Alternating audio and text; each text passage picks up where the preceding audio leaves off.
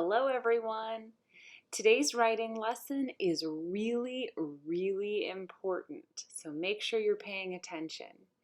Today we're going to talk about using exact words. That means you are going to try to choose words for your writing piece that talk about exactly what someone should be doing. Let's talk about that. I'm going to use my piece about washing a dog here. And I pointed out before how I have some words in marker and some words in pencil. That's because, of course, I've taught this lesson before because I've taught first grade for a long time. And when I first made this piece, I made it one way, but then when I went back and I thought about using more exact words, I changed it a little bit. So here's how it sounded at first. With these dark words, I wrote, first, put the dog in the bathtub. Now, if I'm trying to be even more specific and more exact with my words, and I really stop to think about it, when I go to wash my dog, I do it here in my house in a bathtub. I don't actually put her in the bathtub. Now, when I said, first, put the dog in the bathtub, you probably understood what I meant. But that's not exactly what happens. In my house, my dog is able to get into the bathtub all by herself. So when I went back and I looked at this, I thought, well, putting the dog in the bathtub isn't really how it goes. In fact, first, you should get the dog in the bathtub by calling her in the room and telling her to jump in. Now, when I read that, I bet you got an even better visual of my instructions for washing my dog.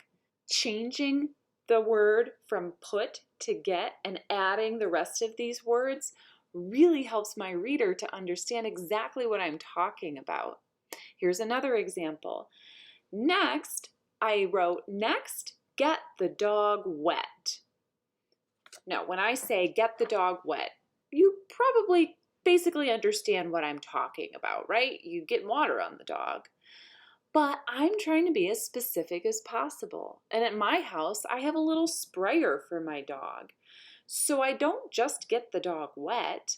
I actually pick up the sprayer and I have to turn the water on and make sure it's the right temperature and put the sprayed water all over the dog so she gets all wet.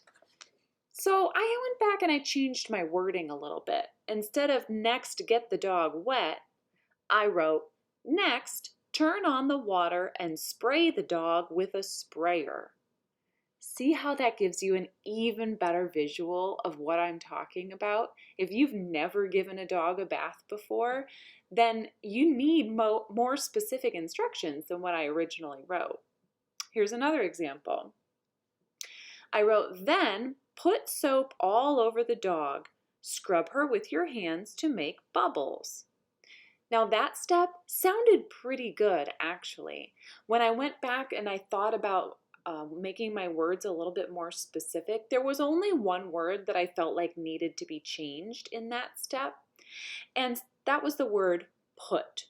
Put is not a very specific word. In fact, I see it in your writing all the time, and I bet you can go back and think about where you have put in your writing, and maybe you can change that too. But instead of saying put soap all over the dog, I changed it and I wrote then squeeze soap all over the dog. That makes a lot more sense, right? Because the soap comes in a squeezy bottle. So instead of just putting soap on her, I'm taking the bottle and I'm squeezing it and I kind of squeeze it all over her so that she has soap all over her. And then the rest of the step, of course, said to scrub her with your hands to make bubbles. And that's pretty specific, so I left that part there. Now, I am a veteran writer. That means I've been writing for a really long time. But even I went back and looked at my writing and realized, gee, that's not really that specific. That doesn't really explain how to do the thing that I'm showing you how to do. So if I can go back and edit my writing and change some of the words so that they are more exact for my reader, then I also expect you to be able to do the same thing.